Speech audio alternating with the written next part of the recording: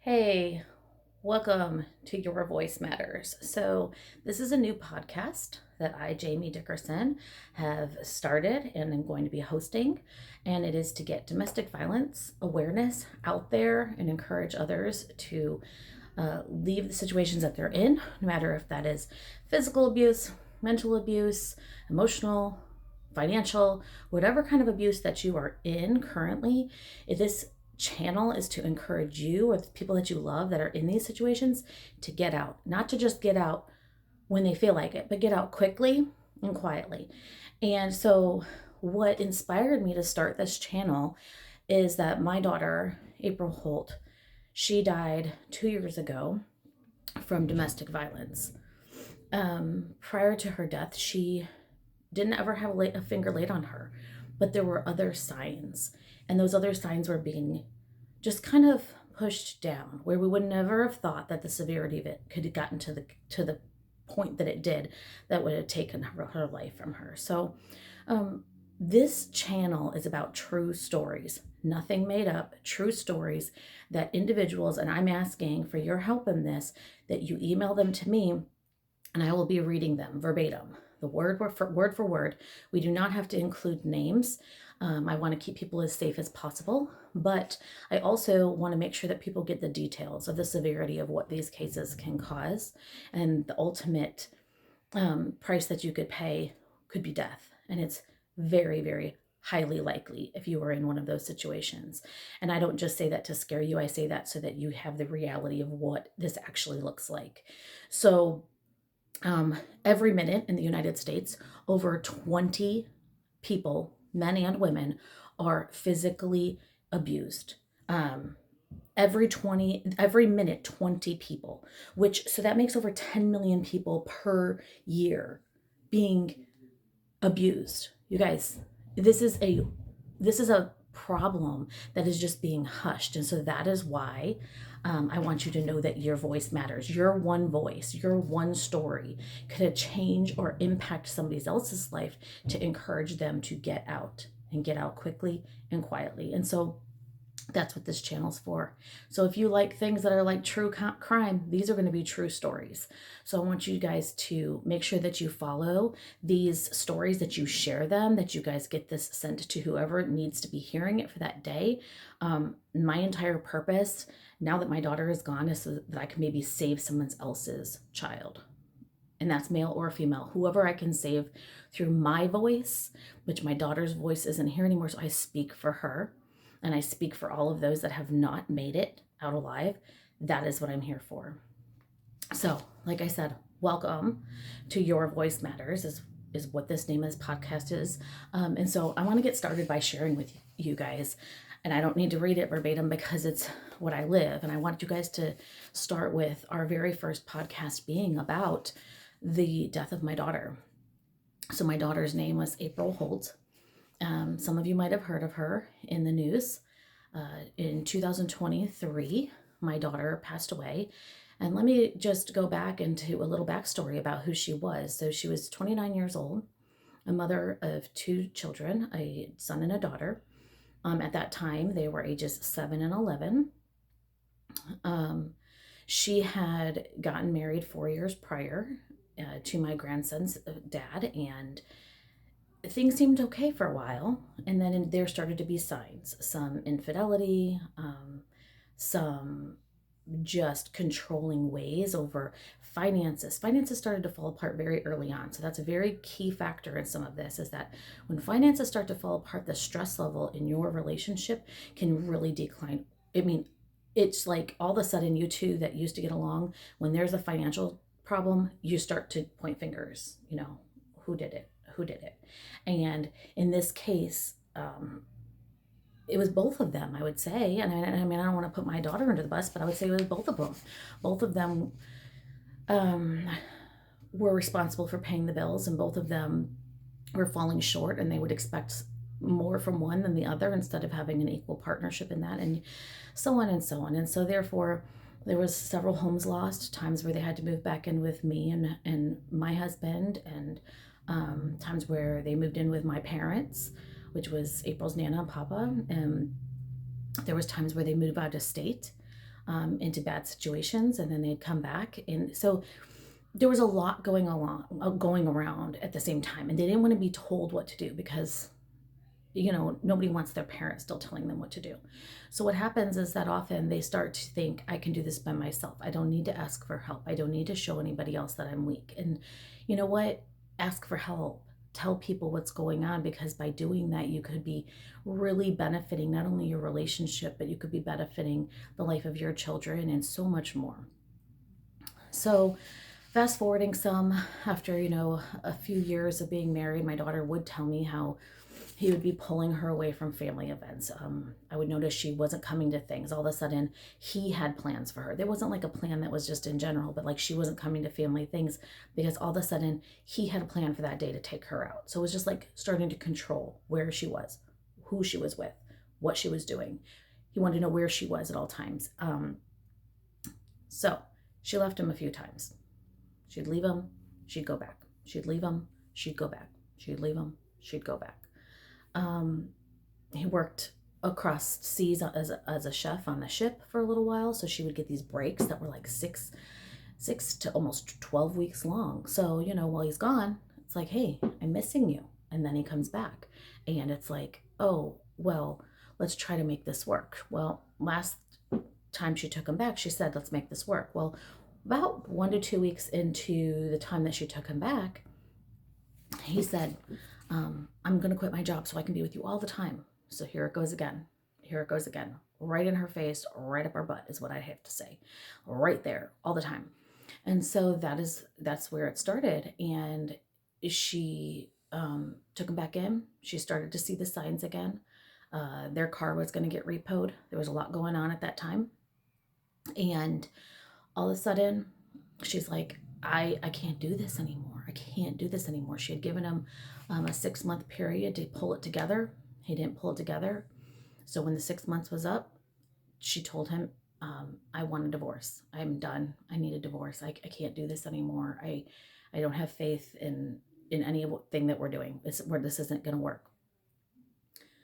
So 2 weeks later, after asking for a divorce, I was having a sleepover at my house. I was just having a youth group night. I was a youth director at the time, and all the kids spent the night at my house, and she was supposed to be there, but she ended up going to a football game for her son. And so I was like, totally, I get it. It's fine. She was one of my youth leaders at the church. And so me and her, we just did this together. It was just a passion of ours. And so she couldn't come, and she called me. She texted me that following morning, and me and her were supposed to go see the Barbie movie. And she's like, Mom, I can't go see the Barbie movie. Donovan has to work today, so I'm not going to be able to make it. And I was exhausted. I just had a lock-in all night long at my house. Like, that sleepover was a lot. And so I was like, okay, I'll respond to her when I wake up. So I had taken my shower and fallen asleep. And I wake up to my phone ringing about an hour and a half later. And it's Donovan saying, I just found April not breathing. Just found her not breathing in the shower. Ambulance is taking her to the hospital. I was like, what? What do you mean? Did she fall? Did she hit her head? Was her blood sugar low? She doesn't even have diabetes, but I'm thinking of all the possibilities. Sometimes she didn't eat a ton. So I was like, well, maybe she's, because she would try to lose weight or something. Maybe she just didn't have enough sugar. No clue. But I get in my car, so I fly to the living room, and I was like, honey, I got to get in the car. I got to go. April's not breathing. I'm heading to the hospital. The hospital is an hour and 15 minutes from my house. That's not close. So I knew I needed to get in the car. I didn't even think to bring him and my granddaughter. I just literally jumped in the car. So I get in the car. I start flying down the road like any parent would. It's raining that day. Of course, those moments. I don't know why the weather has to be bad too, but so I just remember I'm getting down the road, and I call my sister, and I was like, Christelle, something's not right. But April was found not breathing, and I'm on my way to the hospital. My sister's like, I'm in my car. I'm coming. And so me and her, she was a little bit closer than me, so she gets on the road at the same time as me, and we're both just flying to the hospital. And I told her at that time, I was like, something's not right. Like my mama gut's telling me like, this isn't okay. Something is not okay. And so I get to the hospital, and usually as a parent, like when you know that your kid's not breathing, like you would run, like you would all of a sudden, you would have like Kenyan speed, and you would have been in that hospital. I got out of my car, and I remember standing there and thinking, I'm going to go in here, and I'm going to leave a different person. Like, actually gives me the chills just thinking of that moment, getting out of my car and walking as slow as I could into that building, because I didn't want to hear what my soul, what I already felt. Like, I didn't want to hear it. So I walk in and I see my grandson sitting in the waiting room in his football uniform, and I walk over to him and I'm just like, "Hey, buddy, I'm right here. I'm right here. I'm gonna go check on mommy." And he's just sitting there in his uniform. Everybody else is in the back. I don't even know who's in the waiting room with him, to be honest. I can't even remember. I just know that I hugged him and I held him and I was like, "I'll be back." And so I go in the back. They put me in this room labeled 5C. I'll never forget that title, 5C. And walking back to that room and sitting down, and I seen Donovan in there, and he's sitting there and he's rocking he's holding his head and he's like rocking. And I was like, like, what happened? I still hadn't seen April. What happened? And he just looked like something was really wrong, but wouldn't tell me. And he's like, I don't know what's wrong. I don't know what's wrong. And so I was like, okay, well, something's up. This isn't okay. And so I finally go back to see April, and I walk in the room and she's got, she's on all the support machines, and as a mom, I just walk up and I peel back my baby's eyelids.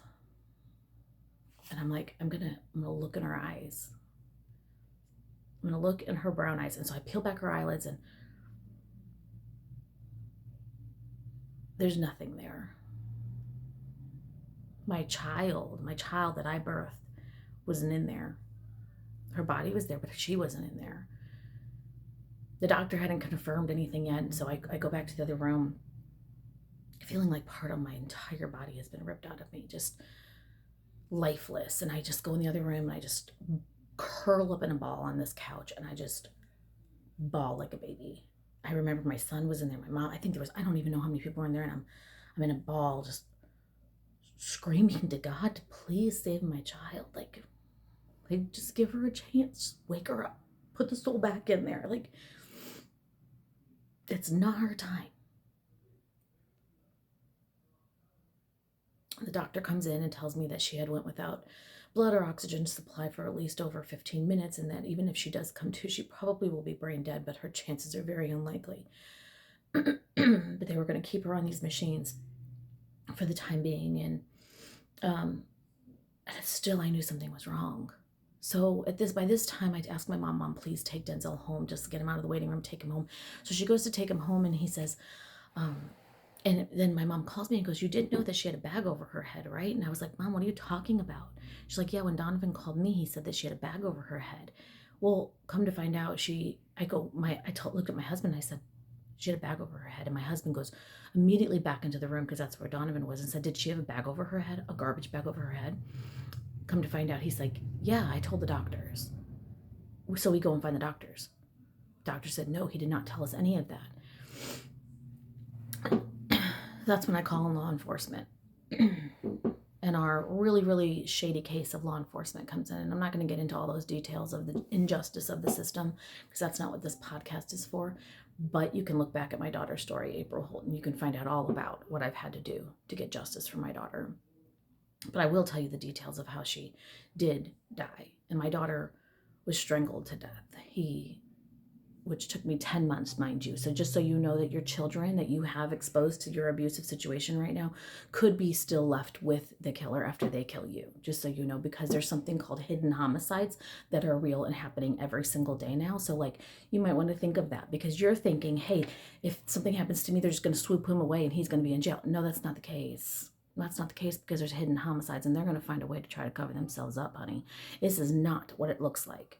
This is like a real, true crime television show that you live.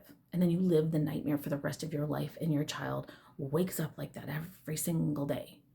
So think about that. Your child that's there right now will probably be left with the murderer that will end eventually they end up killing you. So my grandson's left with him for 10 months while I get justice, until I finally get a confession that he did, in fact, strangle my child. He strangled her. Then he drug her to a shower, naked.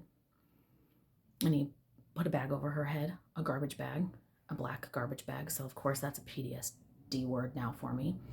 And then he taped it around her neck. And then he left her in there. And he went in the other room and he ate steak and broccoli for lunch.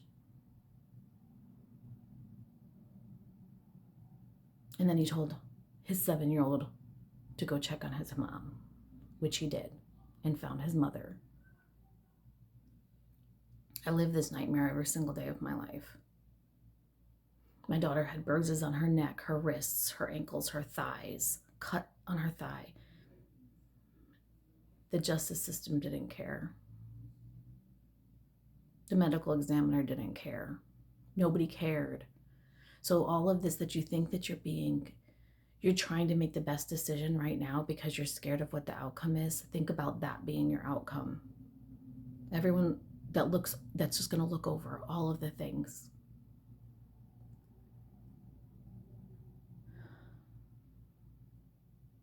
So I wanted to tell you, get out. Don't tell them you're leaving. Get out. Then figure it all out. Get out now. Get out quickly. Get out quietly. You don't wait for them to be asleep in the middle of the night, where if they do catch you now, it's dark, nobody hears you screaming.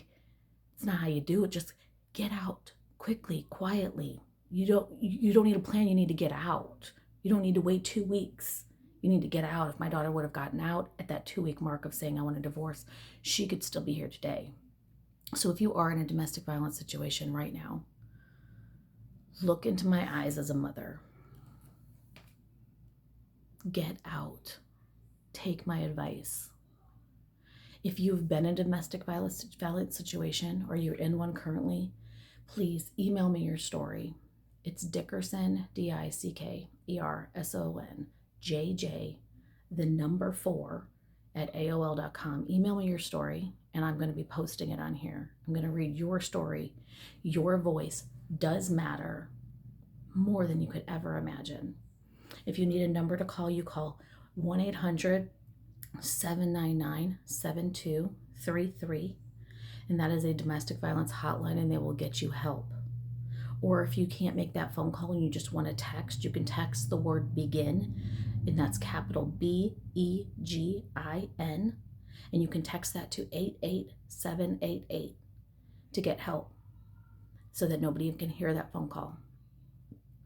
Please take my advice and do this. And please, everybody out there that's listening to this, that's been through this, because since there's over 10 million cases happening every single year, I need you guys to reach out to me and start sharing with me your story so we can get people out. Okay? I thank you for following me today. I thank you for just being support throughout this. And we're going to make a difference, even if we save one life with this podcast. That one life matters. And it doesn't just affect that one life, it affects generations to come. So my name's Jamie Dickerson. This right here is Your Voice Matters. And I'm going to be here. So share your stories with me. Please follow, share, so that we can get this word out. That's what means so much to me. And it's like April still giving from the grave. All right, y'all, take care. And I'll catch up with you guys soon. Bye.